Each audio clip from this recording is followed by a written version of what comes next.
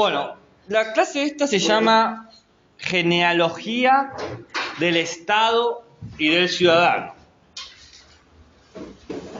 Un poco qué es Estado y qué es ciudadano lo vimos en la clase anterior, donde estuvimos viendo un conjunto de definiciones, ¿no? Una característica del Estado es que tiene un poder sobre una población en un territorio, ¿no? Es una institución que opera a través de dos grandes instituciones o subinstituciones, que es la burocracia y lo gubernamental, para garantizar un principio que es el principio de igualdad. Eso sería el Estado.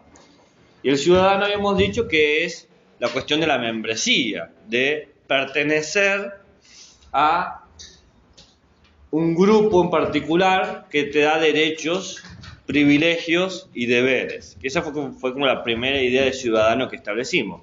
El hecho de ser miembro de una sociedad, ¿no? ¿Qué es ciudadano? Ser miembro de una sociedad. Entonces, cuando yo hablo de la genealogía del Estado del ciudadano, estoy estableciendo un parámetro de análisis. La palabra genealogía, si uno le presta atención, ya tiene el sentido, que dice gen, el origen, ¿no? Y logía, que viene de lógica, de logos, de como antropología, filosofía, psicología, no todo viene en gía, estas gías, ogías. La raíz de la palabra ogía, logía, es sentido, un camino. Entonces, si yo genealogía, hablo del camino desde el inicio hasta la actualidad. Entonces, la genealogía es estudiar el pasado para poder entender nuestro presente. Entonces, si yo hago una genealogía del Estado y del ciudadano, es ver cómo la idea de Estado y ciudadano han cambiado en el tiempo para entender por qué hoy en día el Estado se entiende como se entiende y el ciudadano se entiende como se entiende. ¿Comprenden la idea de la genealogía del Estado y del ciudadano? ¿Allá? ¿Sí? ¿Todos? ¿Todes? ¿Todas? Entonces, lo que vamos a hacer es eso, una brevísima genealogía. Imagínense que el Estado, voy a hacer un poco más, el humano existe tal como lo conocemos hace aproximadamente 20.000 años. Entonces, si vos querés recortar la historia de la sociabilidad humana de 20.000 años en 2 horas, obviamente vamos a dejar muchas cosas de lado. Pero no importa, porque no nos interesa ser expertos en el pasado. Nos interesa entender ciertos momentos particulares de la historia de la humanidad, creo que son 4 momentos, 5 momentos, no es más que eso, en donde se definió una característica del Estado y una característica del ciudadano que va a mantenerse en el tiempo, que apareció en ese momento y que luego hasta el día de hoy pervive. ¿Se comprende? ¿Se entiende? ¿Allá no? Es lógico que no podemos estudiar toda la historia humana, pero lo que nos interesa a nosotros no es la historia de la humanidad, es la historia del Estado y ciudadano. Pero la historia del Estado y ciudadano va de la mano de la historia de la humanidad. Desde que hay humanos hay sociedades humanas. Entonces, ¿qué vamos a hacer nosotros? Vamos a elegir 4 o 5 momentos específicos de todos estos 20.000 años, ¿bien?, que dan una característica particular que desde que apareció en nuestra historia sigue operando. Por ejemplo, vamos a ver una característica que apareció hace 10.000 años y todavía sigue existiendo. Una que apareció hace 5.000 años y todavía sigue existiendo. Una que apareció hace 300 años y todavía sigue existiendo. ¿Se comprende? Vamos a buscar ciertas notas específicas. Para que sea más fácil recorrer este camino, yo propongo una idea que es: mientras más atrás nos vamos en el tiempo, más abstracto o inmaterial es el ciudadano. ¿Qué quiere decir esto? mientras más nos remontamos hacia los orígenes de la sociabilidad humana, el ciudadano no es un individuo, sino que es una idea o un colectivo. Y mientras más nos acercamos al siglo XXI, el ciudadano es algo más material, más concreto. Importa el cuerpo del ciudadano, por ejemplo. Entonces, es muy posible que las primeras ideas que yo diga sean muy abstractas y las últimas ideas que yo diga sean muy visibles, muy concretas. ¿Se entiende? También esto está acentuado por la historia. Mientras más lejos está, es más difícil entenderlo. Tan abstracto, tan distante, tan ajeno. Yo puedo hablar de el humano o el hombre en las cavernas, pero no puedo realmente tener una idea precisa de cómo era. Hola, no. Dime, pase. Usted pase nomás, usted no entra así y hace. Hola. Pero, claro, no, a mí no es sarcasmo. Usted entra, ni saluda y se sienta y listo. No, lo aclaré porque quizás a veces hablo y parece yo soy muy sarcástico y no es así. Es una amabilidad.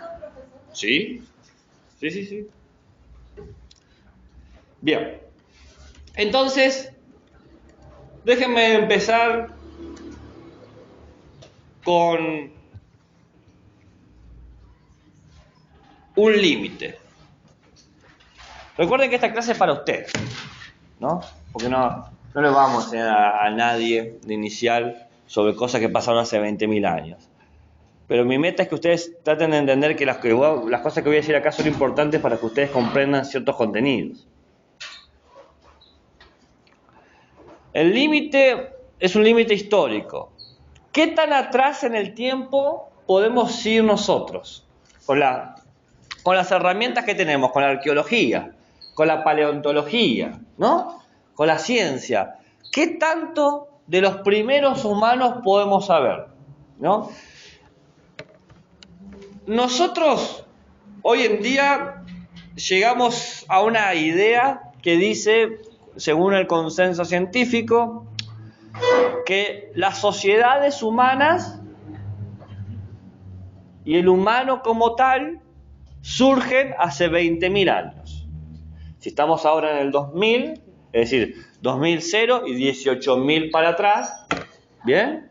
Aproximadamente en el 18.000 a.C., son los registros más antiguos que tenemos de Homo sapiens que están formados en estructuras sociales. Ustedes me dirán, ¿qué estructuras sociales? Bueno, clanes, tribus, hordas, ¿no?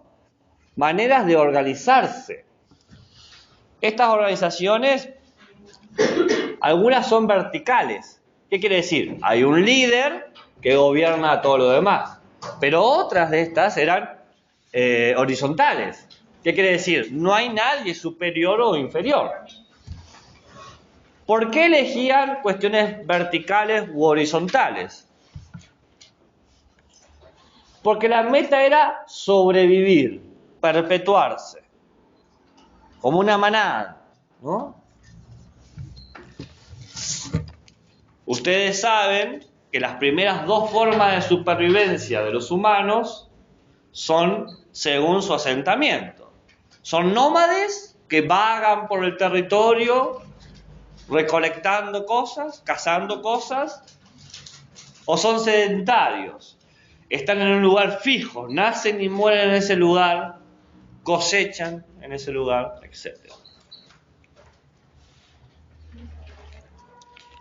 Indistinto de estas dos cosas, que son como las dos formas más antiguas de sociabilidad que podemos identificar con la arqueología y la paleontología, queda claro que en cualquier estructura social, no importa qué tan antigua sea, siempre había un delegado o una delegada. ¿Qué quiere decir un delegado? Un representante. Un representante de toda la tribu, de todo el clan, de toda la horda. El representante podía ser un chamán, un jefe, ¿no? Una guerrera. ¿Y qué representaba? La moral, la ética, había un representante que establecía lo que se debía hacer y lo que no se debía hacer. Sea por fuerza, sea por inteligencia, o sea porque estaba comunicado con los dioses, ¿no? El chamán, porque tiene autoridad y porque tiene un contacto con lo sobrenatural. ¿Me van siguiendo? Esto es hace 20.000 años atrás. Pero fíjense que la idea de delegado, de un representante moral, es una idea que sigue hoy en día. ¿Qué esperamos de nuestros representantes políticos? Que sean la brújula moral de nuestras propias acciones. Con el avance del sedentarismo, ustedes saben que en un momento la humanidad se empieza a volver cada vez más sedentaria, los nómades empiezan a desaparecer y empiezan a construir asentamientos a perpetuidad. Si los humanos aparecen hace 20.000 años, estábamos en el 18.000 a.C., en el 7.500 a.C., fíjense, unos 11.000 años más adelante en el futuro, la mayoría de las sociedades tienen asentamiento. Nacen y mueren en el mismo lugar. ¿Ok? Que eso es algo que todavía se mantiene hoy en día. Nosotros conectamos nuestras identidades con los territorios. Soy argentino, soy sanjuanino. Nazco, muero quizás en Inglaterra, pero muero con tonada sanjuanina. ¿Qué pasó? ¿Por qué la gente se llevó al sedentarismo tan grande en el 7.500 a.C.? Bueno, por una parte, porque se domesticó el ganado y la agricultura. Se logró controlar las vacas, las ovejas, de tal manera que no convenía salir a cazar si las tenías ahí. Y también se domesticaron los zapallos, porque los zapallos silvestres no se pueden comer. Necesitas hacer selecciones de los mejores zapallos y volverlos a plantar, ¿no? La selección artificial. ¿Y qué pasa cuando empezás a tener muchos recursos? Y bueno, esos recursos son tentadores para otros que los quieran hurtar, porque es una lucha por la supervivencia esto. Entonces, ¿qué hacen las poblaciones del 7.500 a.C.? Inventan el concepto de ciudad, crean murallas que rodean los asentamientos y lo que está afuera es peligroso y lo que está adentro es seguro. ¿Entienden? ¿Me van siguiendo? Se crea un mito, es el mito del exterior. Acá aparece un mito, el mito del exterior, que es un mito que al día de hoy sigue existiendo, que es el miedo al extranjero. Vienen a robarnos los trabajos, vienen a robarnos las casas, vienen a robarnos los recursos, ¿no? ¿Cómo hace el argentino xenófobo? Dice, ahí viene el bolita, ahí viene el paraguas que viene a sacarnos las cosas. Fíjense, en el 7.500 a.C. se inventó un mito de que el de afuera es peligroso y el de adentro es seguro, y hoy en día sigue existiendo.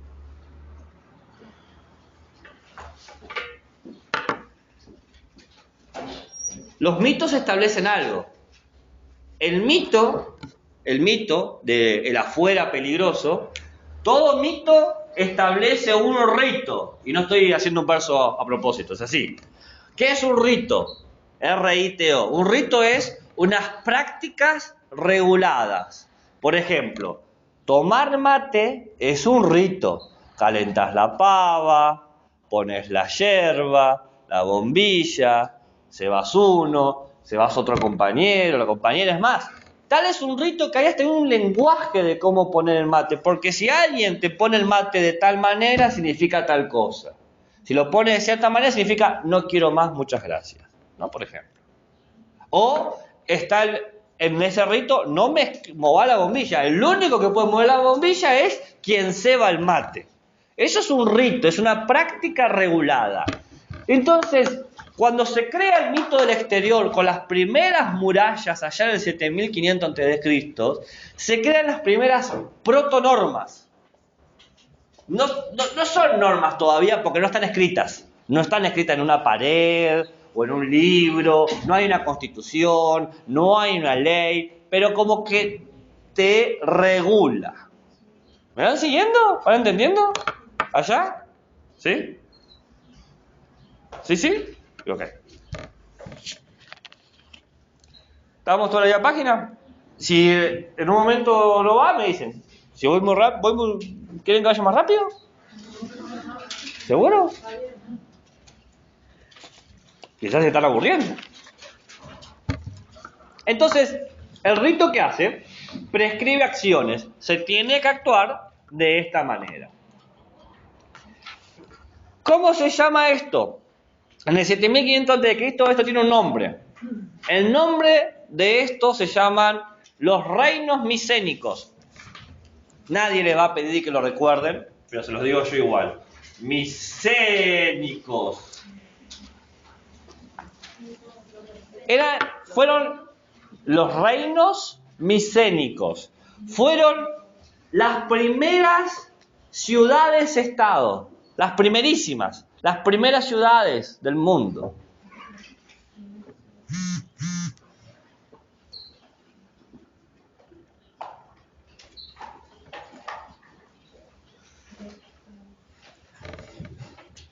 Estas ciudades-estado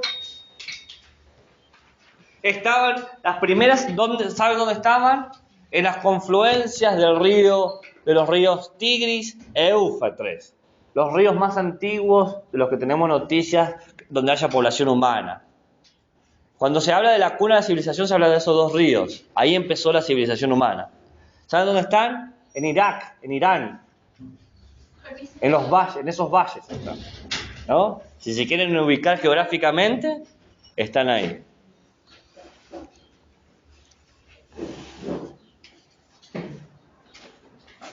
Me imagino que se preguntan, ¿cuántas personas vivían aquí? Entre 5.000 y 10.000 habitantes por ciudad. Y habían un puñado de 10 o 15 ciudades. No había muchos seres humanos. Entonces, del 7500 a.C., esto va avanzando hasta el 5000 a.C., ¿no? Reinos micénicos. Y ahí aparece una cuestión muy interesante que se llama la cultura neolítica. Ustedes miran, ¿qué cuernos es la cultura neolítica? La cultura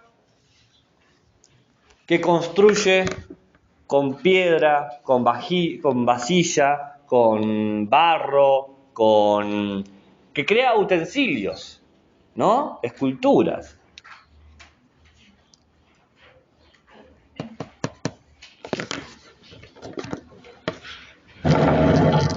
¿Qué pasa acá?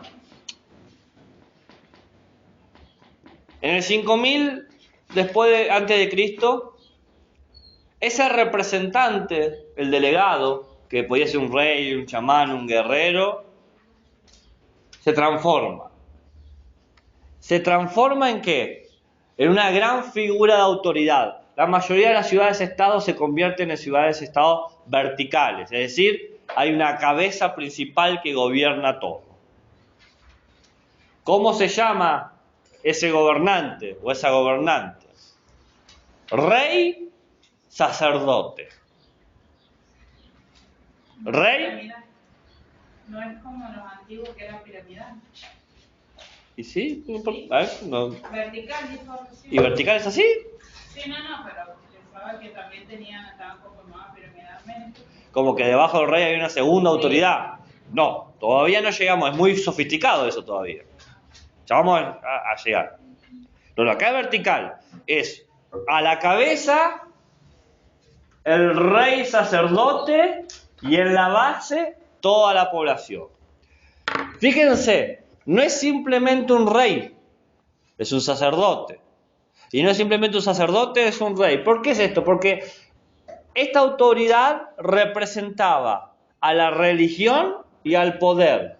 El rey era rey o señor de su propia religión. y todos los ciudadanos, o toda la población, mejor dicho, tenía que ser fiel a ese rey. Era un semidios o era un dios. Era considerado una persona, un dios. Este dios representaba el culto de la ciudad. Cada ciudad-estado tenía su propia religión. Qué sé yo, la ciudad de Uruk, una ciudad muy antigua, tenía su propia religión, que era la religión del rey. La ciudad de Sumeria, su propia religión, que era la religión del rey. Y así sucesivamente, ¿no? Estas son las ciudades más antiguas de las que tenemos noticia. ¿Saben por qué estoy diciendo ciudad-estado? Porque en ese momento no había tantos humanos. Hoy en día parece difícil pensarlo, pero yo le dije, ¿cuántas ciudades había? Unas 10 ciudades en los ríos, en la confluencia de los ríos Tigres y Éufrates. 10 ciudades, vamos a ser amables, 10.000 habitantes por cada ciudad, 1 millón de humanos y nada más. Entonces, no existía una idea de conformidad de país como hoy en día, sino que la ciudad era un país. Es como si ahora San Juan, la ciudad capital de San Juan fuese un país y la ciudad capital de Mendoza fuese otro país. Por eso la ciudad es estado. Todos los que viven en esta ciudad son nativos de este país. ¿Se entiende? ¿Se entiende? ¿Sí o no? Sí. Bien. El rey poseía todos los poderes. Establecía los impuestos, qué tipo de trabajo se podía hacer, cuándo había que ir a la guerra, etc. Decretaba el comercio, la paz. De alguna manera, el rey sacerdote era la síntesis entre todos los valores éticos de la población y los valores jurídicos. ¿Qué quiero decir con esto? Establecía la síntesis de lo que estaba bien hacer y de lo que estaba mal hacer. Lo que era bueno y lo que era malo. Lo que era esperable y lo que era tabú. Todo eso definía el rey. En él pasa la cultura. En él pasan las normas. Por él existe la cultura. Por él existen las normas. Quiero que entiendan que era una imagen muy poderosa esa autoridad. Tan poderosa que si ustedes me preguntan ¿cuántos ciudadanos existían en estas ciudades de 10.000 personas? La respuesta es que solamente uno. El único que tenía derechos y privilegios era el rey sacerdote. Todos los demás no eran ciudadanos. Eran habitantes, a merced de un dios.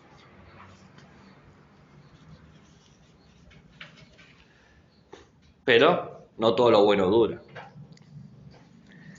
En un momento las ciudades empiezan a crecer mucho, empiezan a expandirse, y este rey no puede administrar todo, porque es un humano. Lo trata como un dios, pero no es un dios. No puede ver cada uno de los impuestos y que se paguen todos los impuestos y que se hagan todas las cosas y que todos estén bajo las normas. Entonces, ¿qué hacen estos reyes sacerdotes? Empiezan a designar aristois. Aristoi, que no es aquí estoy. Aquí estoy es otra cosa. Aristoi, ¿sabes lo que significa la palabra aristoi? Aristoi significa los mejores. Es más, ¿cómo llamamos al gobierno de los mejores? ¿Alguien sabe? Aristoi. ¿Cómo sería? Aristocracia. La palabra aristocracia en su raíz es el gobierno de los mejores. Hoy sabemos que tiene otro sentido la palabra aristocrática, ¿no? Pero, ¿qué hace este rey? Designa familias principales que sean los sacerdotes, la casta sacerdotal de su propia línea. ¿Y qué hacen los aristoi? Bueno, los aristoi controlan los medios de producción, los talleres, por ejemplo, para hacer las armas, el pan, el trigo. La mano de obra tienen sus esclavos. ¿Ok? Los aristoi, para justificar trabajar mano a mano con el rey sacerdote, creaban un pasado heroico. Decían ser hijos de dioses o semidioses. Platón, por ejemplo, un filósofo, decía que su familia era descendiente de Poseidón, ¿no? Y hacían eso. Decían, yo soy descendiente, pero a ustedes les puede parecer raro eso. Pero hoy en día existe esa actitud. Soy hijo de los morenos, ¿no? De los libertadores de la patria, de los padres fundadores, ¿no? Se habla de un pasado mítico. En mis sangres corre la sangre libertaria de los Martín, de los San Martín, ¿no? Y se crea todo el mito.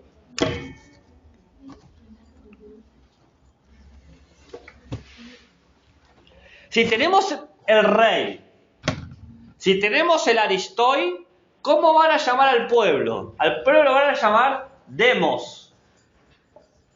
¿Y cómo llamamos al gobierno del pueblo?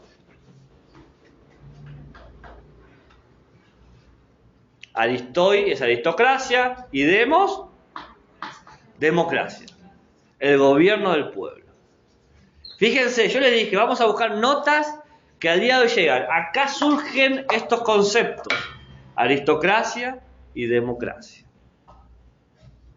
Ahora saben de dónde viene.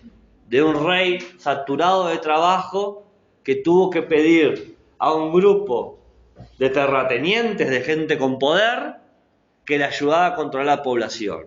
Y para eso tuvieron que diferenciar entre clase alta, los aristocráticos, y clase baja. Esta historia tiene más de 13.000 años, gente.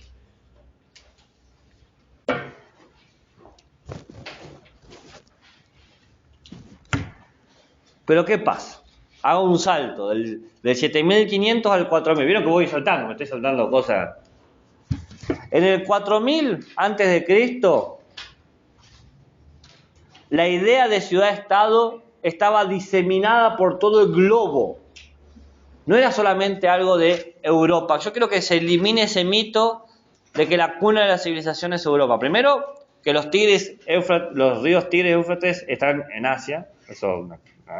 Pero más allá de eso, yo sé que ustedes ven mucho el Estado griego, o se habla del Estado griego. El Estado griego es importante, no lo vamos a desmerecer. Pero mientras teníamos en la Grecia antigua las ciudades-estado que se llamaban polis, ¿cómo se llamaba la ciudad-estado en la Grecia antigua? Polis. ¿Cómo se llamaba la ciudad-estado en la Grecia antigua? Polis. Polis, ciudad-estado. Ciudad-estado, polis. ¿En dónde? En Grecia. Pero en África, por ejemplo, teníamos las berberas. Las berberas son ciudades-estado. ¿Cómo se llama la ciudad-estado en África? Berbera. ¿Qué es Berbera? Ciudad-estado africana. Bien. En la India, es decir, en Asia más oriental, tenés los Ujaj. Doble J y una J al final. Ujaj son las ciudades-estado indias. ¿Cómo se llama la ciudad-estado de la India? Ujaj. Y después, en Latinoamérica, Centroamérica, Norteamérica y el norte de Sudamérica, teníamos los Caral. Las Caral eran las ciudades-estado latinoamericanas. ¿Cómo se llaman las ciudades latinoamericanas las ciudades-estado de Latinoamérica? Caral. ¿Qué es Caral? Ciudad-estado de Latinoamérica. O sea, el concepto de ciudad-estado se diseminó por todos los continentes. No era algo de un lugar. Tenía distintos nombres, pero en todo funcionaba esto que yo le acabo de decir. Una ciudad amurallada, gobernada internamente por un rey sacerdote y una casta de los mejores. A ver, ellos se decían los mejores, digamos, que eran los rectores, que gobernaban a sus habitantes, que eran el demos.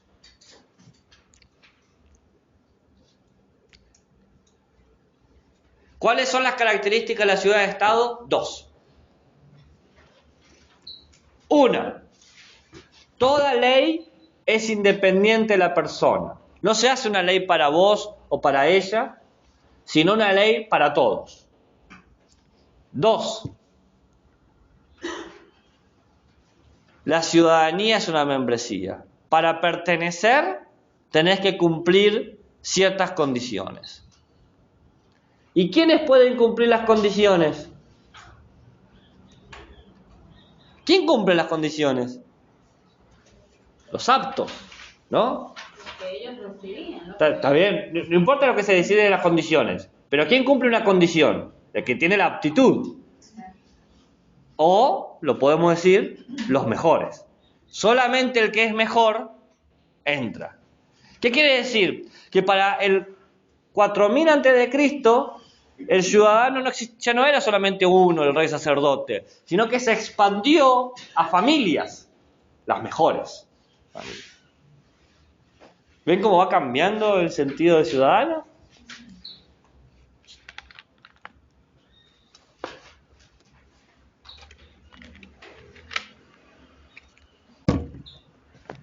¿Quién puede crear las leyes? Los ciudadanos. ¿Y quiénes son los ciudadanos? No, los mejores. El pueblo no.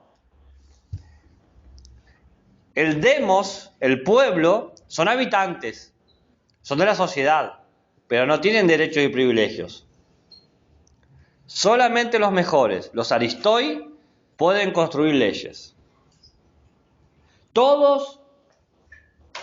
¿Y cómo haces? Esa es una buena pregunta. ¿Y cómo haces que 200 personas gobiernen a 10.000 personas? Esa es una muy buena pregunta, ¿no? Bueno, acá hay dos cosas operando. Una, no se olviden que el rey era un dios. Entonces, si la familia dice, yo tengo a mi lado un dios, voy a decir, bueno, cuidado. Yo no sé si son creyentes o no creyentes, pero alguien creyente va a respetar más la autoridad de alguien si está protegida o garantizada por Dios. Los cristianos más creyentes creen en la autoridad del Papa porque el Papa está conectado con Dios. O sea, la máxima cúspide del cristianismo, ¿no? El papado, es un ascenso, una santificación de un humano que se le da el privilegio de conectarse con Dios. O sea, estoy hablando, no sé si ustedes creen, y no me tienen que hablar de sus creencias, estoy hablando de un ejemplo que quizás es más cercano porque San Juan tiene una amplia mayoría de ciudadanos creyentes. Entonces, si no son, por lo menos conocen a alguien. Y el cristianismo por mucho tiempo fue la religión oficial de Argentina. Entonces, si no son, un familiar, ¿no? Entonces, el Papa aparece como la máxima autoridad. Y si el Papa dice, los gays son nuestros amigos, si uno es un verdadero cristiano, va a tener que decir, los gays son nuestros amigos. Y si el Papa dice, hay que matar a los gays, y si uno es un verdadero cristiano, va a decir, bueno, hay que matar a los gays. Después podemos discutir las diferencias, y estoy hablando del concepto, ¿no? No es ninguna cuestión de casa de brujas, nada por el estilo, ¿no? Yo soy ateo, así que me da lo mismo. Y acá hacían eso, las familias estaban protegidas por el Dios, estaba ahí el Dios. Guarda, que te tira un rayo y te mata. No lo vamos a discutir. Pero había otra cosa que hacían los aristoides, porque a veces el mito no es suficiente. Tenían una idea de que lo principal es la comunidad. El bien no es tu bien personal, sino el bien de todos. Entonces, si bien yo soy el mejor, no elegí ser el mejor. Pero me tocó ser el mejor. Y me tocó estar en este lugar, ¿para qué? Para el bien de todos. Ese es mi trabajo. Y tu trabajo, te tocó ser el demo, ser obrero. A vos te tocó arar el campo de sol a sol. Porque no importás vos, ni tu familia, ni nadie. Importamos nosotros como comunidad. Porque acá seguía la idea de la supervivencia. Vamos a morir, pero la ciudad-estado se va a mantener. ¿Entienden? ¿Me siguen? Sí. ¿Cómo se llama esta forma de construir leyes? Leyes para la comunidad, leyes para los que nacen en esa comunidad. ¿Saben cómo se llama? Ius naturalismo. ¿Lo escucharon una vez?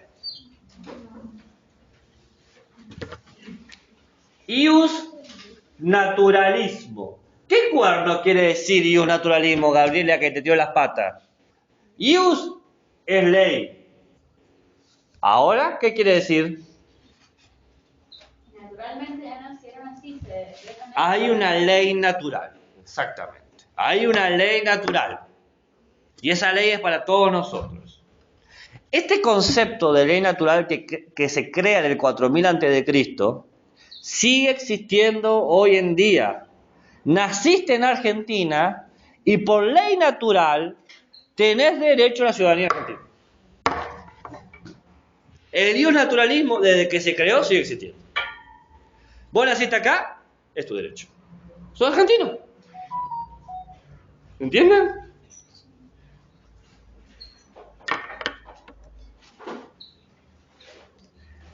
Pero ¿qué pasa? ¿Se dan cuenta de cuál es la consecuencia de esto? Si es una ley natural, si es una ley para todos, ¿por qué el rey tiene privilegios?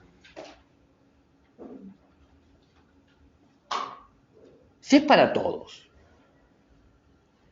Y ahí el Demos y los Aristóteles dicen, momento, si es para todos, es para todos.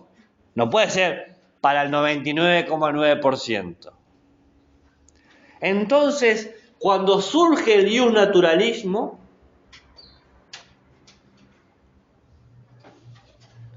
hay un pequeño proceso del 4000 al 3000 después de Cristo donde las monarquías empiezan a romperse y da lugar a una nueva forma de gobierno que es la democracia.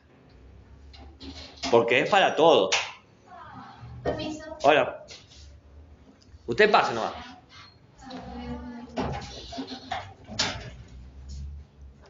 Las monarquías comienzan a romperse. Porque surge la democracia. Surge la necesidad de, no necesitamos un rey para el bien de todos, porque el rey genera diferencias. Necesitamos un gobierno que garantice el bien común. ¿Vieron?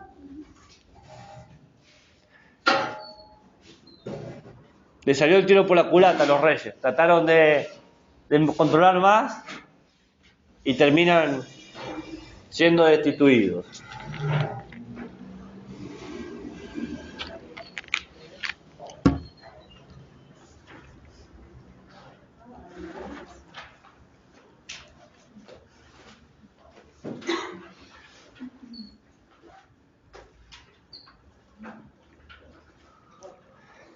Van a haber formas de interpretar esta democracia. ¿Bien?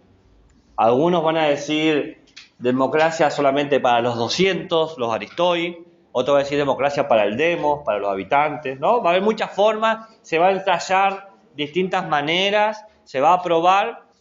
Historia corta, más o menos en el 400, 300 a.C., el modelo que logró triunfar culturalmente es la democracia griega, es la democracia directa. Todos los ciudadanos nos juntamos y votamos a mano alzada qué hay que hacer. ¿Bien? Pero ¿qué pasa? Los griegos eran pésimos no, fueron bastante malos en la guerra. Eran muy buenos navegantes, pero sus técnicas de combate se volvieron antiguas muy rápido. Y un pueblito allá en Italia empezó a desarrollarse y creó una nueva forma de guerra.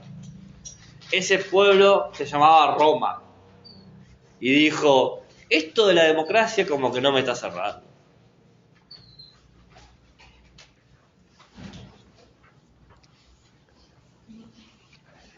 La ciudad-estado Roma surge en el 700 a.C., más o menos. Pero en el 500 tenía conquistado un tercio de Europa ya. Eran muy buenos luchando. Pero digamos que en ese momento no se consideraban un imperio ni nada por el estilo. Eran considerados una república. Muchos Estados Unidos. ¿Bien? Y en el 27 después de Cristo, cuando ya Roma tenía controlado casi toda Europa, el norte de África y la parte más occidental de Asia, se convierte en un imperio. ¿Saben? El Imperio Romano. ¿Saben hasta qué año estuvo vigente el Imperio Romano? El Imperio Romano se inicia en el 27 después de Cristo. ¿Saben hasta qué año están? Se van a caer de la silla si se paran, si se lo digo. Hasta 1453 duró el Imperio Romano. Una cantidad absurda de tiempo. Pasa que el imperio era muy grande y una mitad del imperio desapareció allá por el 400 después de Cristo, que es la mitad occidental, y la mitad oriental continuó hasta el 1400. Que ese imperio romano se llamó el Imperio Romano Bizantino. Porque dijo que el Estado que se había caído, una cosa terrible. Claro, exactamente.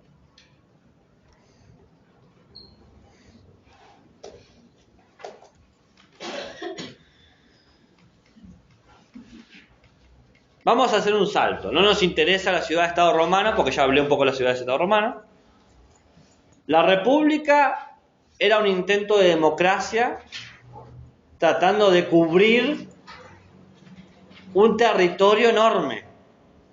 Piensen ustedes, cuando Roma se vuelve poderosa, el modelo de democracia era democracia directa. ¿Qué quiere decir? Nos juntamos todos los ciudadanos y votamos. Pero ¿qué pasa si tenés 6 millones de ciudadanos? ¿Cómo haces para juntar 6 millones de ciudadanos para que voten? No se puede hacer. No se puede hacer. Es imposible. Es imposible. ¿Qué crea Roma, la República Romana? Crea el ministro, el representante de un lugar, como un gobernador, que va a debatir en el consulado a favor mío. El ministro de San Juan, el ministro de Mendoza, etc., ¿no? Van a debatir. En el momento de la República de Roma, es decir, del 510 a.C. al 27 después de Cristo, hay algo que crea que al día de hoy sigue existiendo, que es el derecho romano. Tal es así que los abogados estudian derecho romano. Tal es así que nuestra Constitución y nuestras legislaciones tienen elementos del derecho romano. ¿Por qué? Porque lo que hace Roma durante la República es una maravilla, gente. Pasa del ius naturalismo al ius positivismo. Ius, ¿qué era? Ley. Entonces sería ley positiva.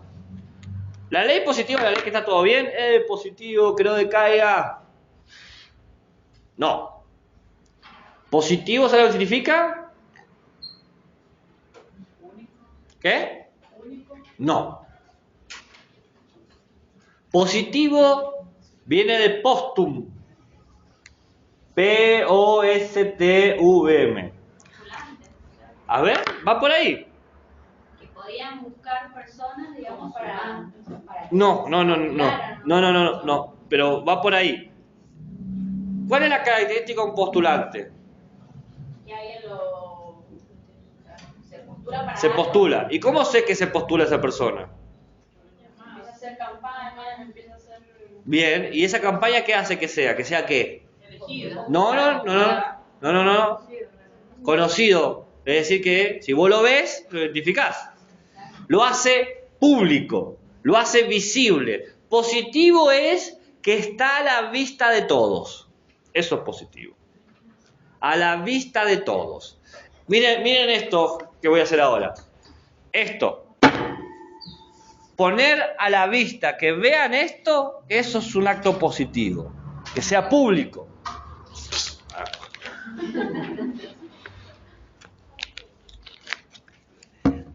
Dado que la república era tan grande, 6 millones de habitantes,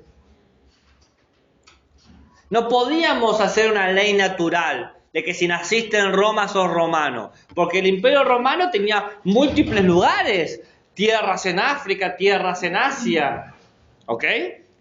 Ya no podés hacer una cuestión del territorio. Entonces debe ser una ley natural.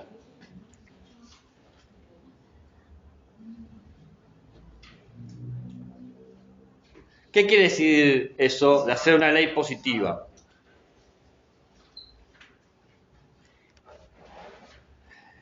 No importa de dónde has nacido, no importa de dónde vengas, vas a ser ciudadano si cumplís estas leyes.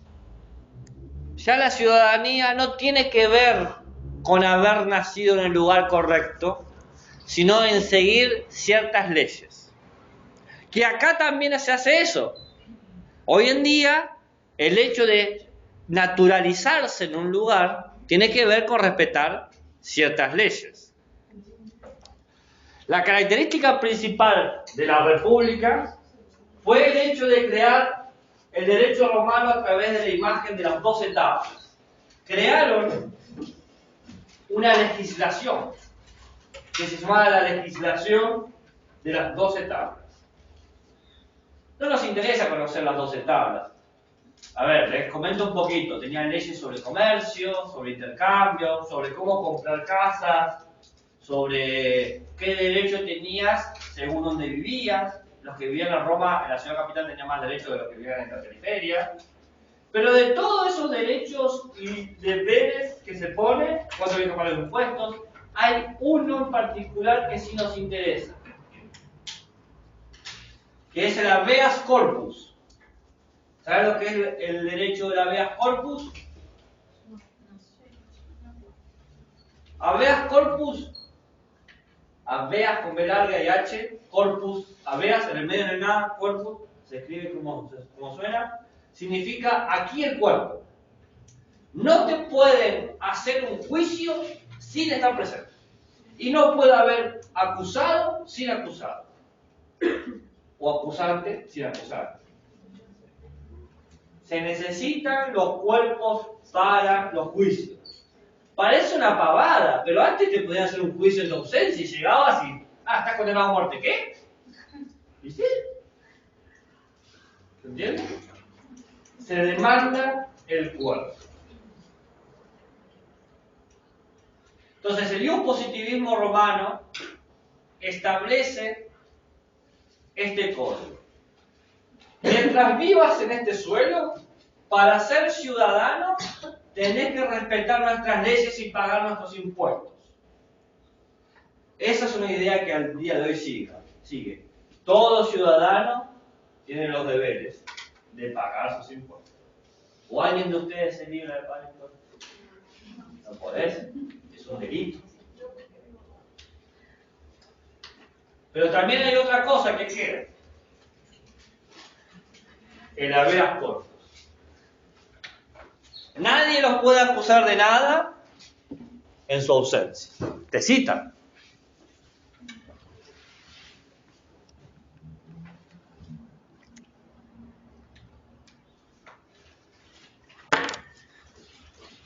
¿Qué implica esto, gente?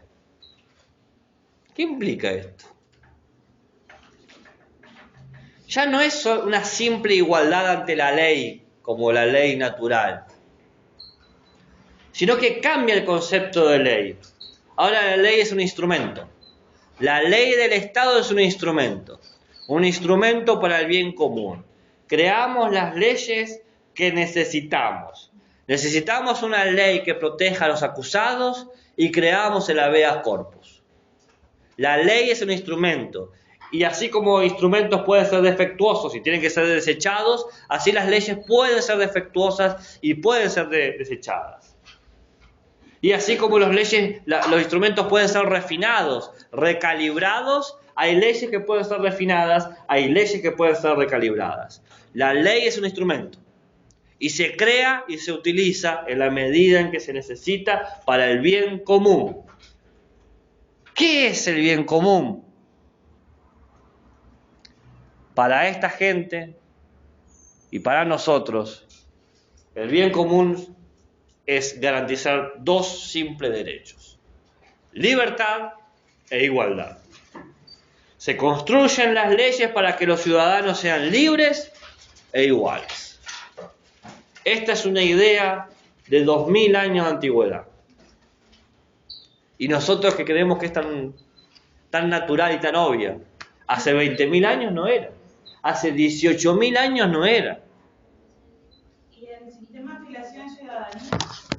El sistema de afiliación de la ciudadanía, en el momento del Imperio Romano, 27 después de Cristo en adelante, era mediante conquista. Conquistaban el territorio, pagabas una tasa como ciudad-estado y te traían todas las tablas de los romanos y decían, bueno, usted sigue estas tablas, pague estos impuestos y será considerado ciudadano. Sí, porque ahí dice que se mandaban a ejercer 5 derechos de los que se tenía, pero decía que A ver. estaba para los no romanos, que era Claro. el sistema de afiliación. Si bien es un gran avance Roma, la ciudad romana y el romano nacido en Roma tenían más privilegios que los demás. Funciona como el sistema de los que viven en capital tienen más beneficios de los que viven en la periferia. Bien.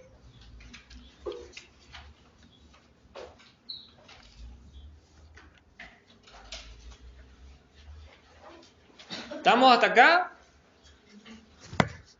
Queda una hora, ¿no? Vamos bien. Entiendo que esto puede ser un poco abrumador, porque estoy haciendo una clase principalmente histórica. Les prometo que es solamente esta clase histórica, ¿no? Es una sola. Pero ¿por qué? Voy a repetir, ¿por qué me parece importante esta clase? Primero, para entender que lo que creíamos que siempre estuvo, no siempre estuvo.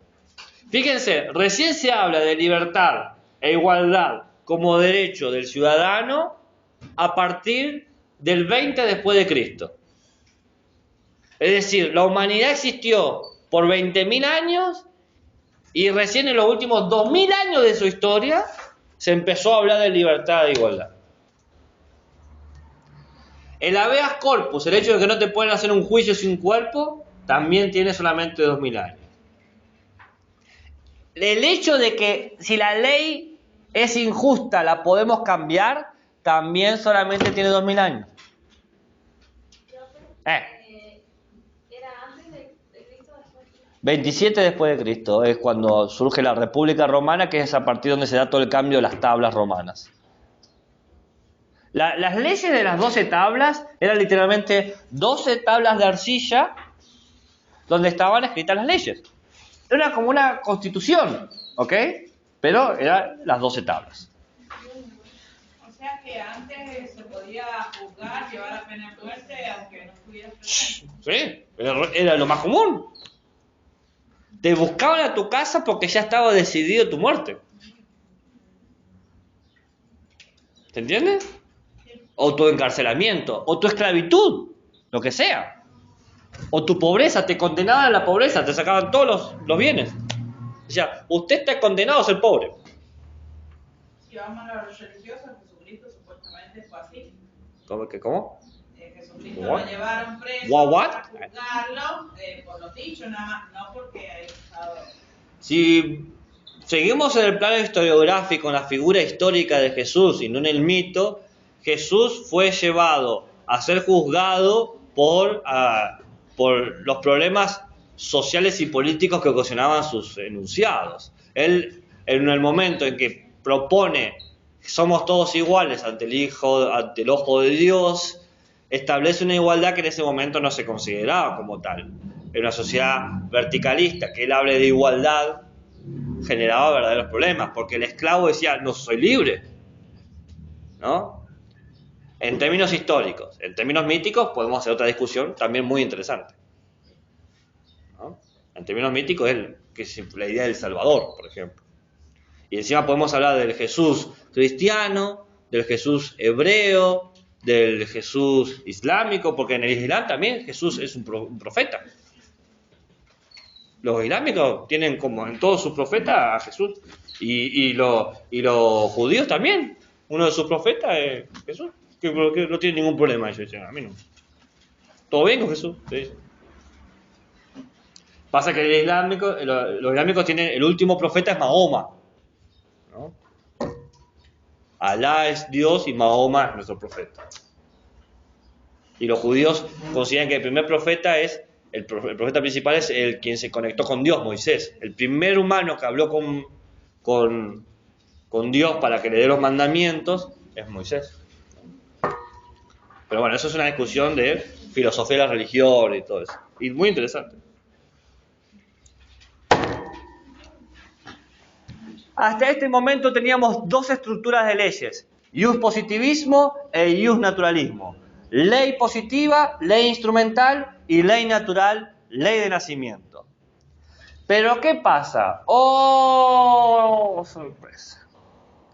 Nada bueno dura. Yo les dije que el Imperio Romano se quebró en Occidente y Oriente. Ahora voy a centrar, y lo que queda de la clase, en mi mirada en Europa. Pido disculpas por eso, pero pasa que la historia del Estado actual está súper influenciada por los estados europeos. Entonces ya no voy a hablar de otros lugares, me centro en la historia de Europa. Y cuando el imperio que cae de Roma es la parte occidental. ¿Por qué cae? ¿Por qué se rompe el imperio? ¿Por qué fracasa? Bueno, muchas hipótesis. Muy grande y se tenía que caer, como todos los imperios. Por las invasiones de las tribus, que como vos vas robando territorio, entonces la gente empieza a defenderse, ¿no? Tarde o temprano, cuando te quedás sin nada, es cuando sos más peligroso. Porque no tenés nada que perder. Entonces vas a pelear, o te matan o seguís peleando. Ha pasado, no estoy siendo exagerado. Un momento, una de las tribus que hirió de gravedad al Imperio Romano son los godos. Los godos eran un pueblo francés que fue empujado, o sea, le robaban los territorios y se morían de hambre al punto que vendían sus hijos. Hasta un momento que no pudieron más con eso y se levantaron en armas y pasaron de Francia y llegaron hasta el propio corazón de Roma. Es decir, llegaron hasta Italia, el corazón del empuje que hicieron, para que tengan una idea. Pero era una acción por desesperación. Aparte de eso está el Edicto de Milán. ¿Se acuerdan del Edicto de Milán? Allá por el 313 después de Cristo. ¿No se acuerdan? No. Bueno, el Edicto de Milán es lo que firma el emperador Constantino. No me acuerdo, digamos que Constantino. Que establece lo que fue una de las grandes heridas culturales de Roma: la libertad religiosa. Hasta ese momento no había libertad religiosa, existía la religión del Estado.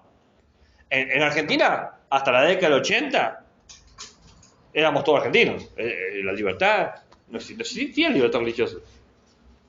¿Ok? ¿No sabía que la Constitución establecía que para ser presidente tenías que ser cristiano? Sí. Se cambió en el 94 eso. El expresidente Saúl Menem tuvo que convertirse en cristianismo para ser presidente. Era judío. Ya no importa la religión. Pero fíjense que hasta eso de libertad religiosa, te parece, qué tarde Imperio Romano. Bueno, nosotros tardamos un poquito más en llegar a eso. Cuando el Edicto de Milán se establece, se da la libertad religiosa y aparece una nueva religión: el cristianismo. Y aparece un modelo de gobierno que compite con el poder del Estado. ¿Qué trajo el cristianismo que no existía hasta ese momento con tanta fuerza? La iglesia. La iglesia compitiendo con el Estado. ¿Quién gobierna? Porque es una muy buena pregunta. ¿Quién gobierna? ¿Quién tiene más derecho de gobierno? ¿El rey que gobierna el cuerpo o el sacerdote que gobierna nuestras almas? ¿Se dan cuenta de la pregunta? Esta pregunta de quién tiene más poder se da desde el 300 después de Cristo hasta el 1500. 1200 años de pujas, de tensiones. A veces ganaba la iglesia, a veces ganaba el Estado, pero siempre una tensión.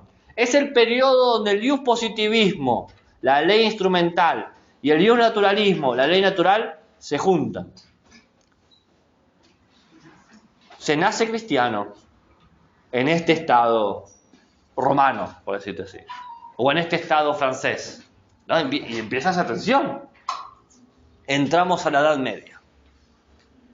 Estamos en la Edad Media. La Edad Media se ha popularizado como una edad oscura, es lo más estúpido que se puede decir del mundo. La Edad Media inventó la universidad, no existía la universidad hasta que la Edad Media lo inventó. La Edad Media inventó la escuela. La Edad Media inventó un montonazo de sistemas de educación. Fue un gran momento de...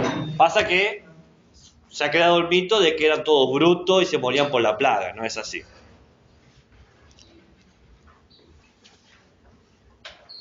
La Edad Media tuvo un momento de expansión con lo que se conoció la revolución agrícola islámica. ¿Por qué islámica? Porque lo inventaron los islámicos y después se llevó a Europa.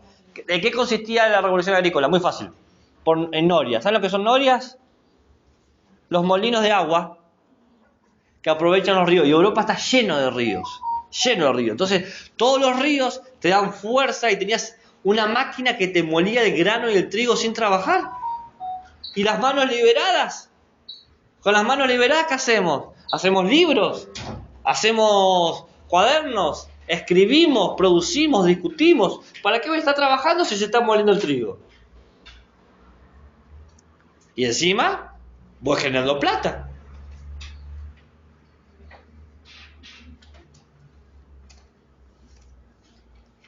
Estamos en la Edad Media, en la unión, en la lucha entre la Iglesia y el Estado, la ley natural y la ley positiva, un auge del comercio en el campo, un efecto de la revolución agrícola es que la gente se va del campo, de la ciudad para trabajar en el campo, porque en la ciudad no había trabajo, se va al campo, se vacían las ciudades creadas para 20.000, 30.000 personas y ahora vivían 6.000, 7.000 personas, porque en el campo está el trabajo. Y surge un nuevo sistema de economía, el feudalismo. Seguramente no han escuchado. El feudalismo, ¿saben por qué se llama feudalismo? Sí. ¿Por qué? Bien. ¿Y por qué se llaman señores feudales? ¿Eran los que tenían el poder? No. ¿Por qué la palabra?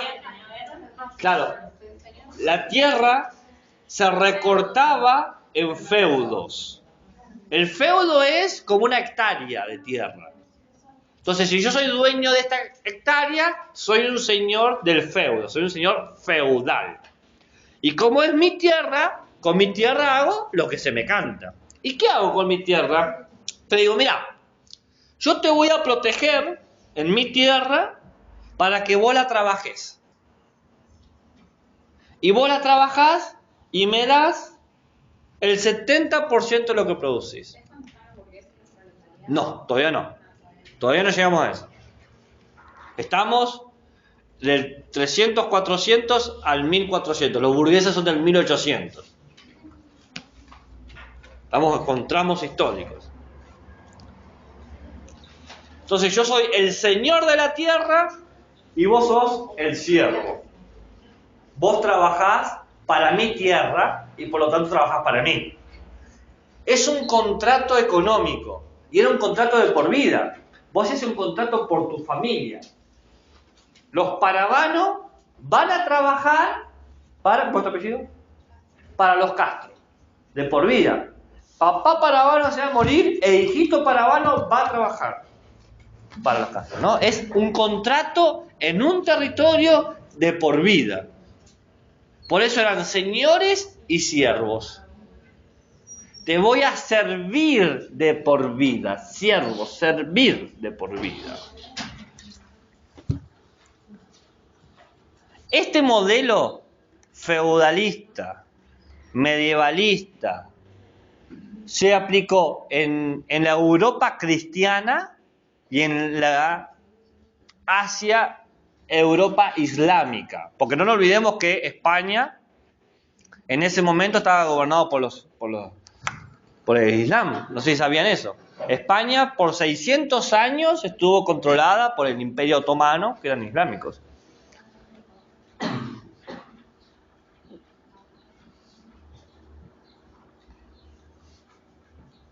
¿Cuál era la idea? Y miren qué hijos de su madre que son. La verdad que es increíble cómo se la piensan, ¿eh?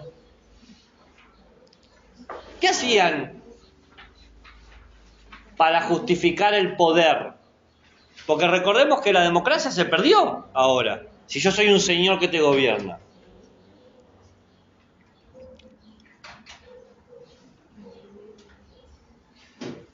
Los animales tienen su instinto.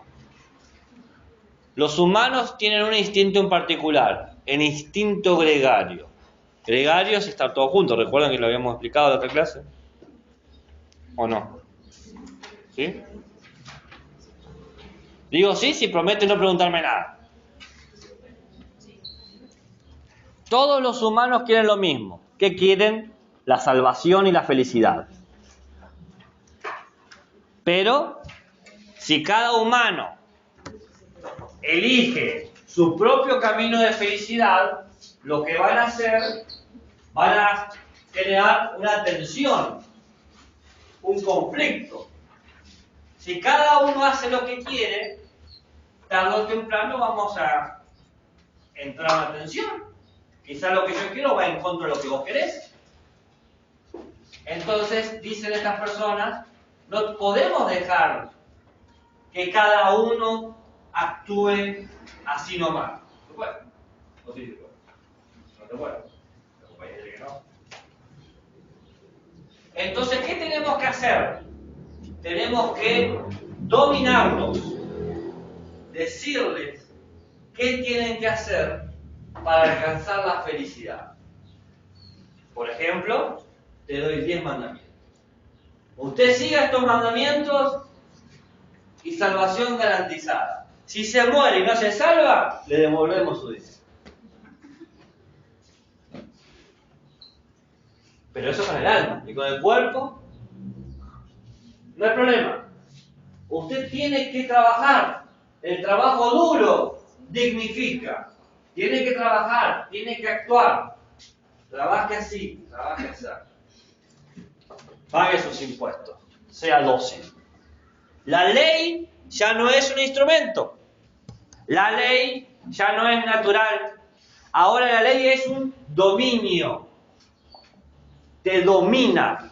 Está creada para establecer una conducta en cada uno de ustedes.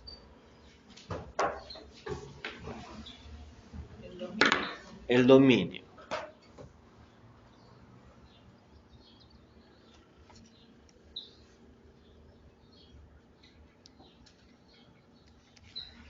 Qué maravilla, ¿no?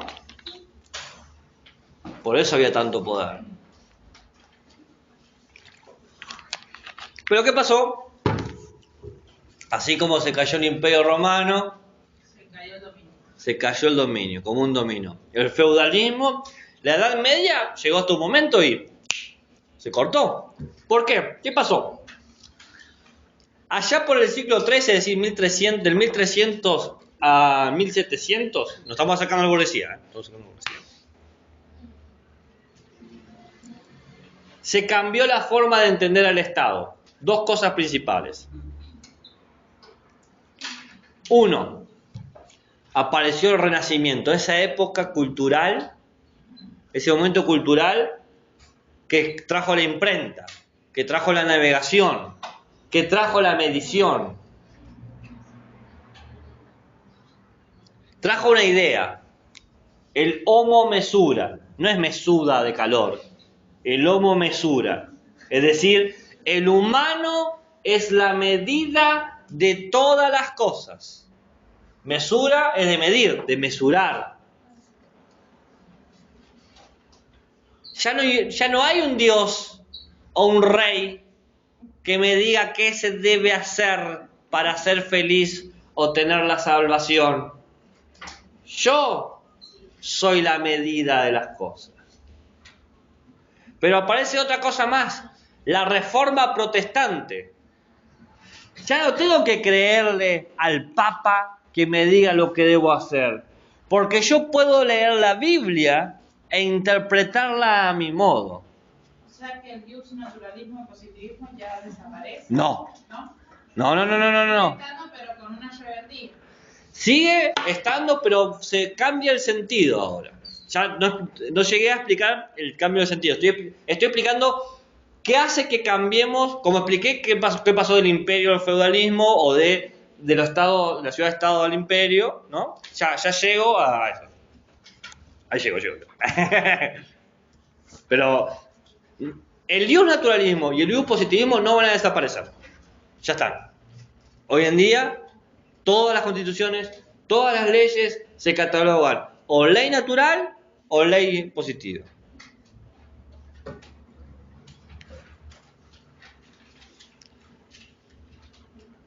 Todos saben que al final de la Edad Media hubo una serie de hambrunas y de pestes, la peste negra, por ejemplo. Hubo un descenso de la demografía, malas cosechas. En el campo no se podía trabajar. Entonces, ¿qué pasó? La gente del campo que se quedó sin trabajo, ¿a dónde va a ir? A la ciudad. Las ciudades se vuelven a llenar. Entonces las ciudades empiezan a atestarse, a llenarse de gente. Y como hay mucha gente, hay pocos lugares y pocas fuentes de trabajo. Entonces, ¿qué aparece? Aparecen los primeros barrios de ciudad. ¿Saben cómo se les llamaba a los barrios antes? Burgos. El barrio era el burgo. Así como el vecino del vecindario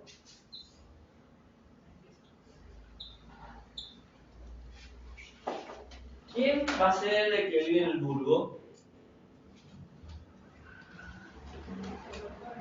El burgués. La idea de burguesía es simplemente nace de la gente que vivía en los burgos, en los barrios burgos. ¿Y por qué eran tan especiales estos barrios? Porque eran lo que hoy llamaríamos el distrito comercial o industrial, donde se trabajaba. ¿Y por qué era tan particular? Porque ahí había el dueño del taller, el dueño de la carpintería, el dueño de la panadería, el dueño de la tabaquería, y te llamaba a trabajar. Trabajá para mí. Si vos haces pan para mí, te pago. Te pago por tus horas de trabajo. Ya no es un contrato eterno de el señor y el siervo en un territorio, porque no estamos aliados a un territorio, es mi local y te invito a trabajar a mi local. Bueno, pero ahí surge el conflicto de cuando los hacían trabajar más horas y no le pagaban lo correspondiente. Bueno, no, ahí quédate tranquila que también vamos a llegar a eso. Sí, obviamente. Claramente que hubo una revolución proletaria, ¿no? Pero la revolución proletaria, ¿cuándo es? En el 1800. ¿Y en qué año estamos? 1700. Todavía faltan 100 años. Las revoluciones mayormente suceden cuando ya no se tolera más. Y lamentablemente el humano tolera mucho. Yo escucho que dicen, ¿cómo pueden tolerar ese dictador? Y ¿qué son 70 años de dictadura cuando la humanidad ha tolerado 500 años de menosprecio en algún lugar? El antroposmesura y la libertad de religión que da el protestantismo hace que la lucha del Estado contra la Iglesia, la gana el Estado. El Estado es el que va a tener más poder, que es como es ahora. El Estado y la Iglesia están separados, mayormente, ¿no? Hay casos... Acá, ¿qué está ahí? ¿En dónde? ¿Acá en San Juan? No, en el 1600, digo. Claro, sí. Exactamente, eso es lo importante de leer los textos.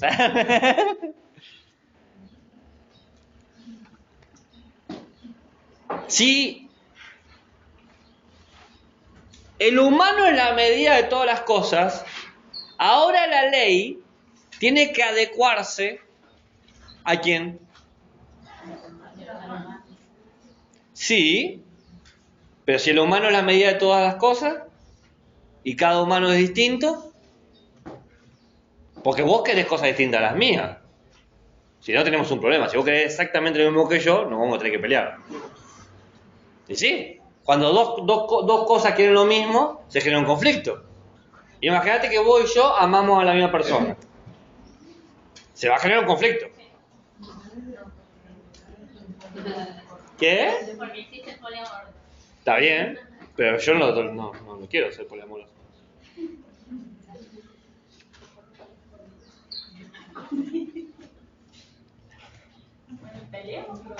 No, pero es un ejemplo. Ya se va la pila. Me gusta que usted lucha por lo que ama, está muy bien. Si estoy enamorada, porque el amor todo lo puede. El amor, sobre todo, a diferencia social, dentro del calendario, cada día se... Sí, y a pesar de las dudas y del que dirán, el amor puede más. Ok. Nunca pensaron escuchar a Rodrigo en una clase de ética. Los derechos ahora se adecúan a los individuos, derechos para los individuos, porque los distintos individuos en sus humanidades quieren distintas cosas. Derechos personales específicos. Derecho para los trabajadores, derecho para los dueños, ¿no? Derechos específicos.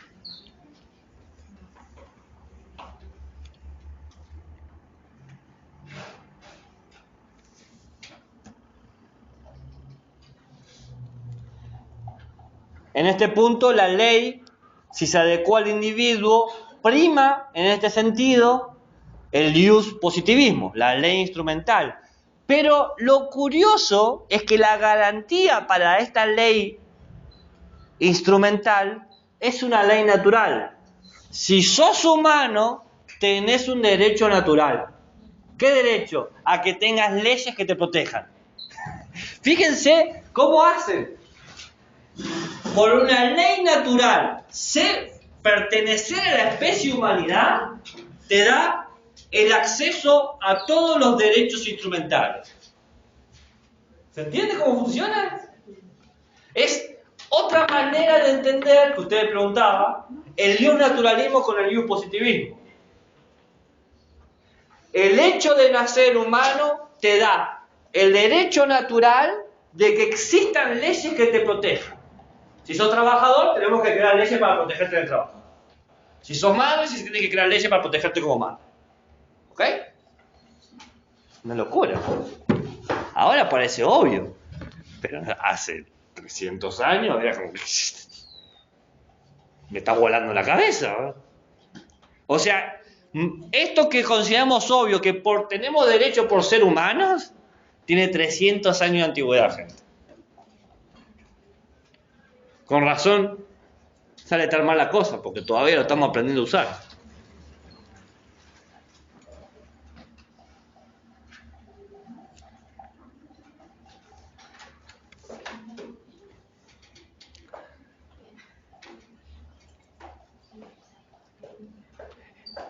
La cúspide de esto es la Revolución Francesa.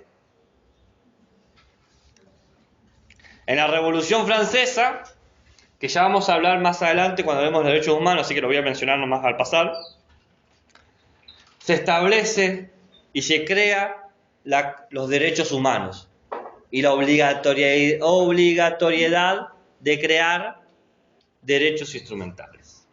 Profe, cuando usted dice derechos, ¿va ligado a obligación? Sí, todo derecho tiene su obligación. Y si O fuera responsabilidad. una de ellas tenía algún tipo de... Si faltás a tus responsabilidades y se te pueden suspender los derechos porque son instrumentos. ¿Y había alguna pena en ese entonces o no? Sí, la cárcel o la muerte. Bastante similar como ahora. Acá no está la pena. No. No acá en Argentina. No, Argentina no, pero en otros países sí. La pena de muerte sigue existiendo en un montón de países. Estados Unidos quizás es uno de los más populares, pero en muchos otros países existe. En Asia es re común la pena de muerte. Y bueno, hay gente que la defiende, hay gente que no. Hago un último salto.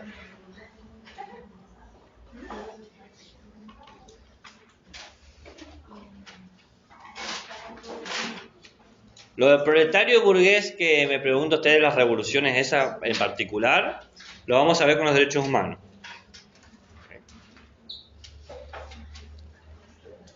Llegamos al siglo XXI.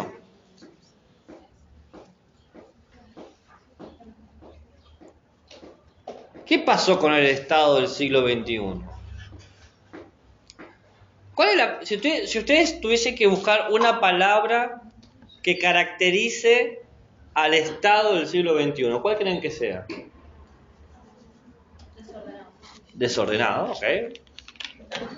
No es la palabra, pero... ¿Cuál creen que sea la palabra? ¿O cuál sería la palabra? ¿Cuál? ¿Cuál? ¿Qué? No, tampoco. No. ¿Incompetente? ¿A mí me dice?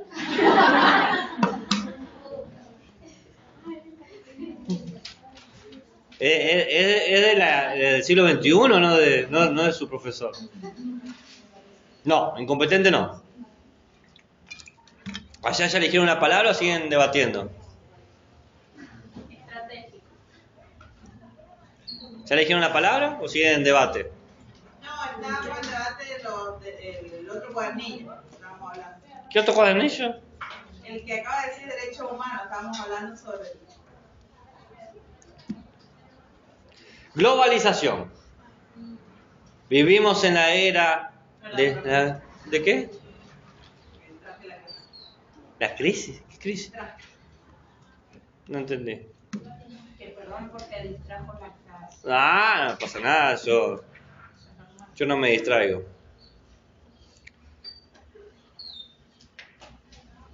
Si hay algo que caracteriza al siglo XXI es la globalización. ¿Qué cuernos es la globalización? ¿De qué carajo se habla cuando hablamos de globalización? ¿De globitos por todos lados? ¿De una fiesta? No. La globalización es la relación internacional de los procesos económicos tecnológicos. ¿Qué quiere decir eso? Que si cambia la economía de Taiwán, afecta la economía de Argentina. Que si cambia la tecnología de Australia, afecta la tecnología de Argentina. Todos los círculos y procesos económicos y tecnológicos están en una red muy sensible que cada interferencia afecta a todos los demás en sus vibraciones. Por eso, sí, exactamente. Por eso hablamos, qué sé yo, en dólares, por ejemplo. O usamos tecnología japonesa, Samsung. ¿Qué? ¿Arigato? ¿Dije? La característica de la globalización son dos movimientos contrarios. Una tensión entre la homogeneización y la heterogenización. Homogéneo versus heterogéneo. Distinto versus igual, homogéneo igual, homogeneización igual, heterogéneo distinto. ¿Por qué? Por un lado, nos encontramos con nuevos territorios que comparten estado. Es una locura eso.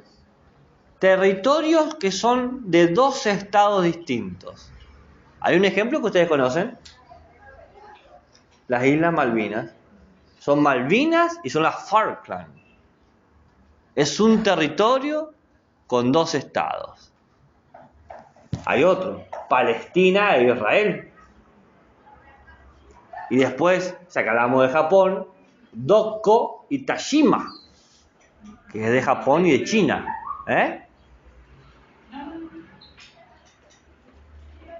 Hay una heterogeneidad. Se comparten culturas.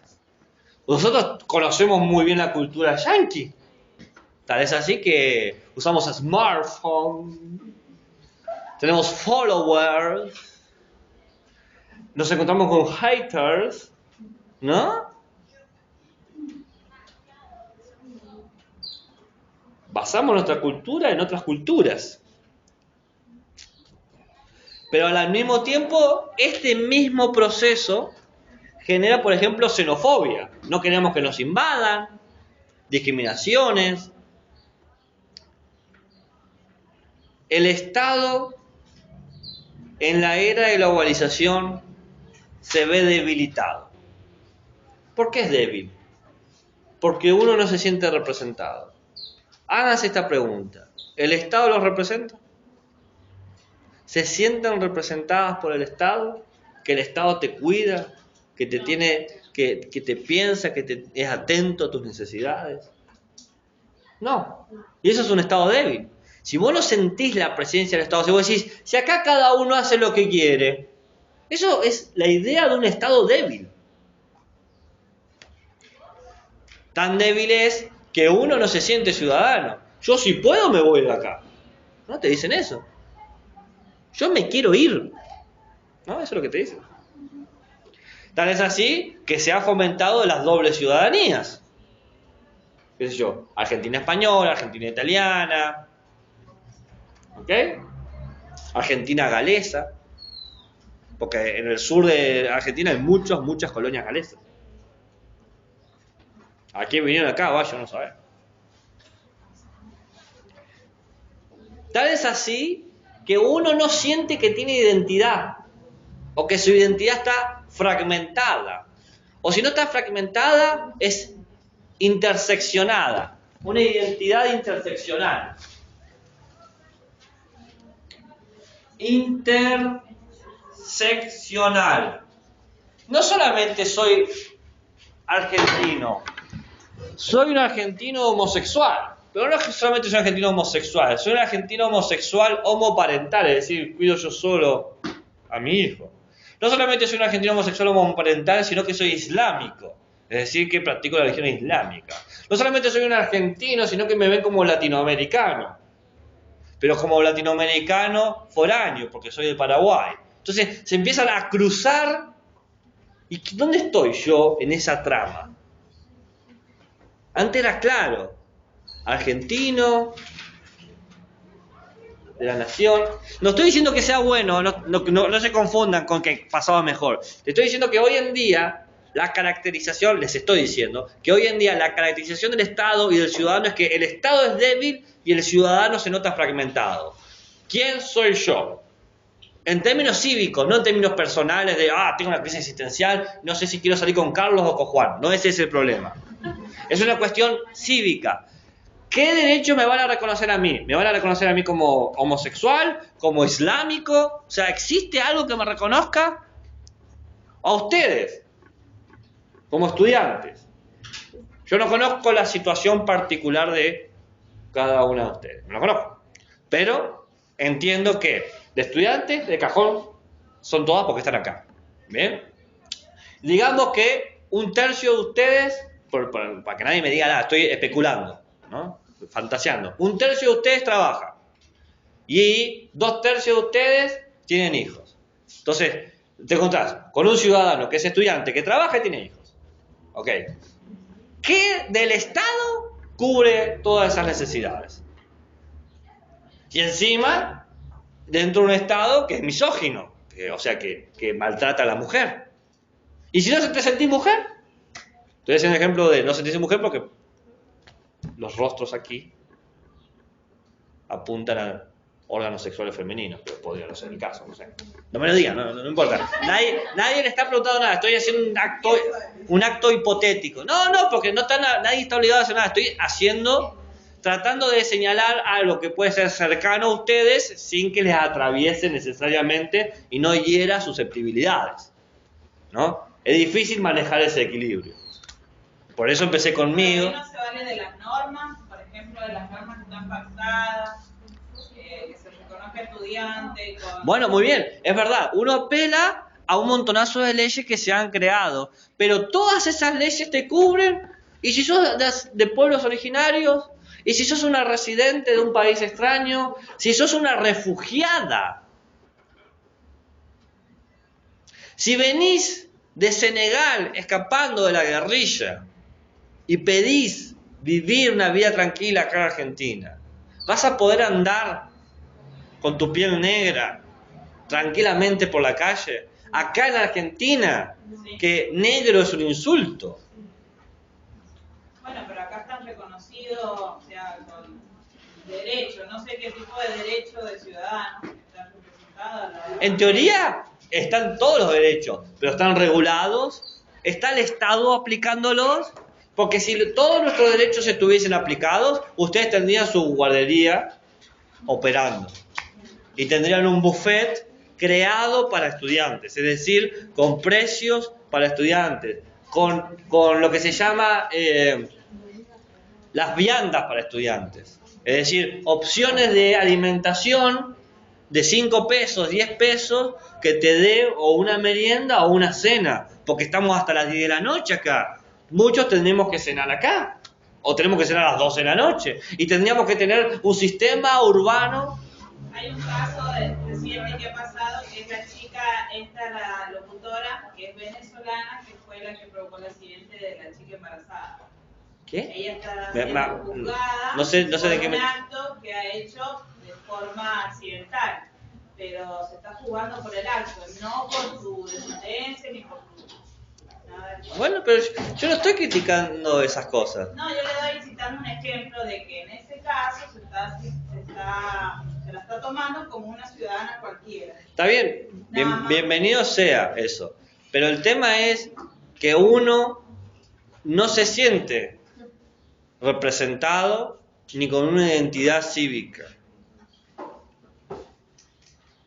¿Entiendes? Uno no se siente un ciudadano pleno. ¿Se comprende? Sí, porque las leyes por ahí también tienen sus falencias.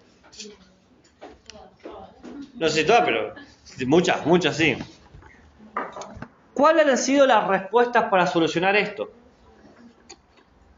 Porque si hay un problema, por lo menos un intento de solución hay. Hay 2 intentos de solución, los 2 contradictorios. Es decir, se contradicen entre sí. Entender la ciudadanía como algo multicultural o entender la ciudadanía como algo cosmopolita. El multiculturalismo versus el cosmopolitismo. Ahí voy a explicar.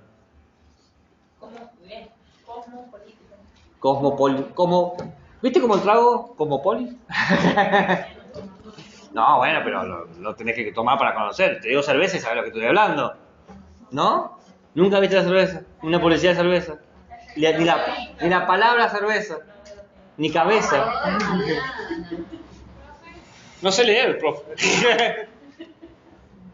Primero ciudadanía por el Multicultural.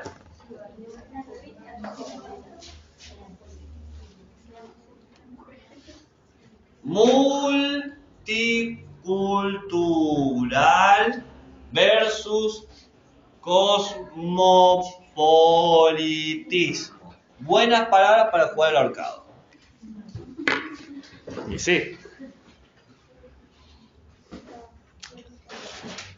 ¿Qué significa lo multicultural? Bueno, la palabra lo multicultural, ya la palabra te da una pista. Muchas culturas. Multi debe ser mucho. ¿Qué dice esta propuesta? Dice, tenemos que aceptar que el Estado tiene una sola función: proteger la libertad del individuo. Y los individuos pueden tener diferentes culturas. Pueden ser, qué sé yo, en términos religiosos, hay un cristiano, islámico, judío, pero después puede, qué sé yo, vegetarianos, carnívoros, veganos. También puede ser que quiera dedicarse a las ciencias exactas o a las ciencias sociales. Entonces, tenemos que, dice la ciudadanía multicultural, crear leyes que protejan a cada una de las culturas posibles. ¿Se entiende? Si existe una cultura, tenemos que hacer una ley sobre eso. Entonces, el Estado tiene la obligación de crear leyes acorde a las culturas, que las favorezcan. Ahora, estas culturas no tienen que ser algo histórico, puede ser, por ejemplo, colectivos, como el colectivo LGBTQ. Tengo que hacer unas leyes que permitan al colectivo, ¿sabes cuál es el colectivo LGBTQ? No. Lesbianas, gays, LGB, bisexuales, T, transexuales, Q, queer, ¿no? Y podemos agregar más, intersexuales, etc. LGBTQ. Entonces, crear leyes que los beneficien. ¿Qué sé yo? El cupo trans, por ejemplo. ¿No? Y así. O el colectivo de las mujeres. Crear una ley de cupo femenino. ¿Se entiende? Eso dice la ciudadanía multicultural. El Estado tiene que construir leyes para que los distintos grupos y sus culturas logren desarrollarse según como lo desean. Esa es una propuesta. Es decir, que para esta propuesta el Estado no tiene que fomentar ninguna cultura, ni siquiera la cultura patriótica. Simplemente debe crear las leyes para que el que quiera la puede ejercer. El Estado es sin patria. El trabajo del Estado es que sean libres. Pero no genera ahí una división proporcionando, por ejemplo, un colectivo para las personas que son gays, que son lesbianas. ¿Qué pasa con el colectivo LGTBQ? O sea, no genera ahí una división con esas personas que son así. Ahora que no. No, porque se crean leyes acorde a la necesidad de todos. Por ejemplo, yo puedo hacer una ley de aborto, pero esa ley no se aplica a mí. Pero ¿por qué no es una ley para mí? Porque me guste o no me guste, yo soy una persona con gónadas masculinas. Ese es mi cuerpo, que así, no es que me decidí que pasara eso. Entonces existe una ley que no se aplica a mí. Pero porque esa ley no se tiene, debería a lo sumo que es una ley sobre el cáncer de próstata, porque yo tengo próstata. Entonces debería haber una ley que me permita a mí acceder a los servicios de cuidado del cáncer de próstata, etcétera, etcétera, ¿no? Y esa es multicultural. Y después está el cosmopolita. Cosmos es todo ordenado. Cosmos es todo ordenado. ¿Y polis qué era polis? Ciudad-estado. Entonces, la organización de todas las ciudades-estado, o en este punto que ya no existen ciudades-estado sino estados, la organización de todos los estados. ¿Qué dice esta propuesta? Dice, el individuo no importa. Importa el colectivo, los grupos. Importa la población del Estado. Todos los estados tienen que coordinar sus esfuerzos para proteger del mismo modo a sus poblaciones. Por ejemplo, todos los estados tienen que tener solamente gobiernos democráticos, ¿no? Eso es la actitud cosmopolita, es decir, la mejor forma de gobernar es con la democracia. Entonces, cualquier estado que no tenga democracia es autoritarista, es fascista, ¿ok? ¿Se entiende? ¿Se comprende cómo funciona? ¿Qué busca? No se busca el derecho del individuo, sino el derecho de la gente. Mientras que la ciudadanía multicultural fomenta la libertad, la ciudadanía cosmopolita fomenta la igualdad. Ser iguales para todos los estados. Ser iguales entre los pueblos. Justicia y equidad para todos.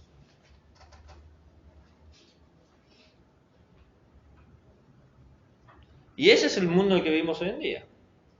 Un estado globalizado, débil, con ciudadanos fragmentados y con dos maneras de entender nuestra propia ciudadanía.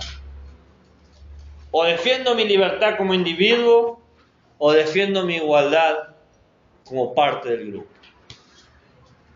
Y las dos pueden estar juntas y algunos dicen que sí y otros dicen que no.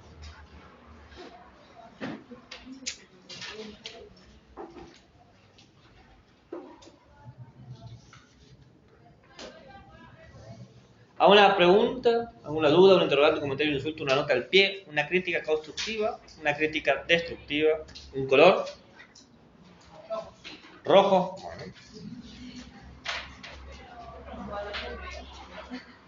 Vamos a terminar 10 minutos antes para que puedan salir, que era lo que dije que iba a hacer. ¿Qué apuro hay? ¿Qué apuro hay? ¿Qué, si no, ¿a qué va a mi hotel si yo tengo tele? Ah, está bien. ¿Se entiende esta genealogía? ¿Se han dado cuenta cómo ciertas cosas fueron surgiendo y desarrollándose para llegar al día de hoy? Nada de lo que tenemos hoy es espontáneo, ha sido natural, se ha construido en realidad por ríos de sangre y sufrimiento, de luchas y revoluciones.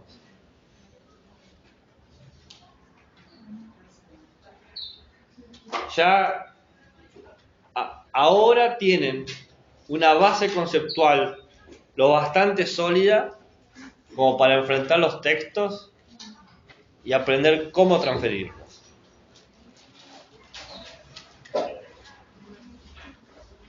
Bueno, si no hay preguntas, terminamos. Si no hay preguntas, para ver si... ¿Usted es la delegada del grupo? Yo sí. ¿Cómo? Nada, te estaba cargando igual, te estaba cargando. Eso es lo bueno de ser yo. Nadie, estamos todos en la página. Ninguna duda de la materia, de los temas, de la clase. Con respecto a la microsecuencia. Sí.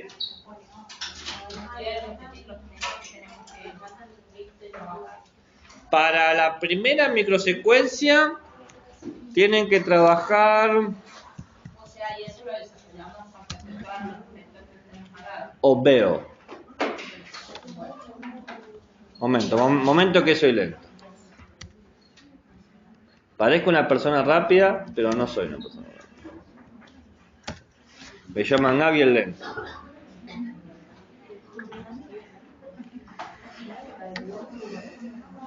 Ahí se han modificado también las fechas, creo, por que ha cambiado la fecha de día jueves. Y era, no sé, el 16. Ah, no les pasé con un arma nuevo. Ah, se las paso, lo armé, lo tengo armado. Pensé que se lo había pasado. Va la mía. Mañana se los paso. Igual no cambian las fechas tanto. Pero sí cambia esta primera fecha. El jueves 15 se entrega la microsecuencia sobre ética.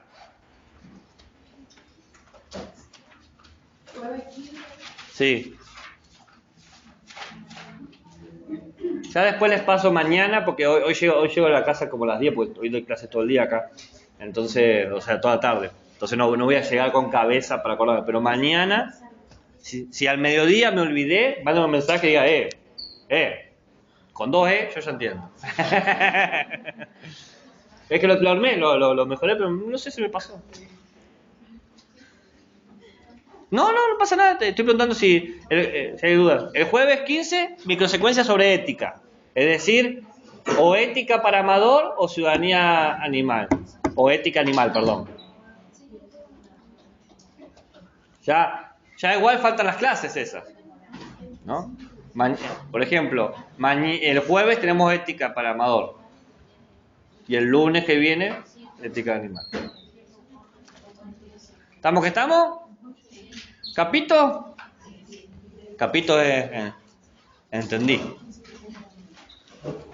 Entendido. De acá van a salir los temas, eso lo vamos a seleccionar nosotras o lo seleccionamos ustedes. No, yo les di el área ética. De ética vos elegís lo que vos quieras. O sea, hay como un doble juego. Yo les doy cierta libertad en un parámetro. Es como una tiranía amable.